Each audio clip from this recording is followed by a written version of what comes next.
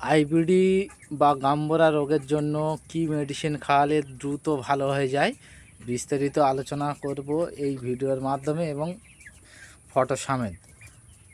তা ভিডিওটা লাস্ট পর্যন্ত দেখবেন, তাহলে বুঝতে পারবেন। আসসালামু আলাইকুম বন্ধুরা। প্রথমে আমরা দিব সকালবেলা এই যে মেডিসিনটা জেলসিয়াম S-200। এটা 200 বা যাদের বেশি হয়ে গেছে তারা 1000 পাওয়ার ইউজ করতে পারবে।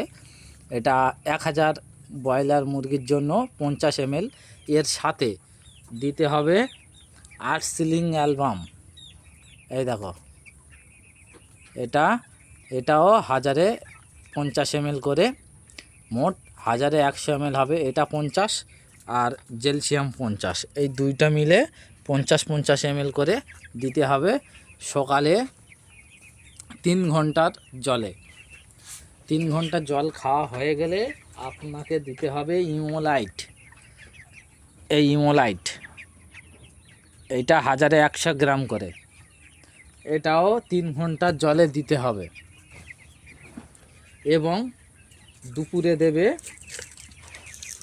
এই যে প্যারাসিটামল 50 কেজি বডি ওয়েটের জন্য 1 পিস।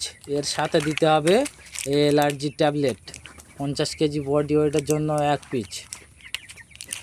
এবং সন্ধেবেলা আমাদের আইবিকন আছে, আইবি কোম্পানির, যাদের নেই তাদের দেওয়ার দরকার নেই, কোনো সমস্যা নেই।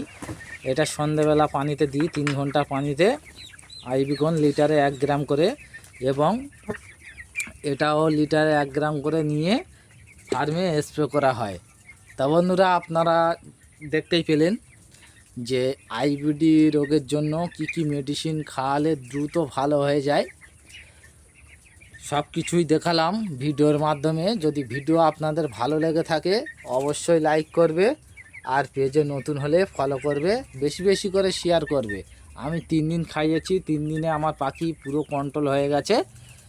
আপনারা দেখেছেন, বলেছিলাম, ভিডিও করেছিলাম কি কি কারণে হয়। আপনারা যারা নতুন এই ভিডিওটা দেখছেন তারা অবশ্যই ভিডিওটা দেখে নিতে পারেন। আইবিডি রোগ লক্ষণ দেখা দিলে কি কি কারণে হয় সেগুলো ভিডিও ছাড়া আছে। আর রাতের পানি আমরা দিয়ে দিই সারা রাতে প্লেন জল শোধন করে।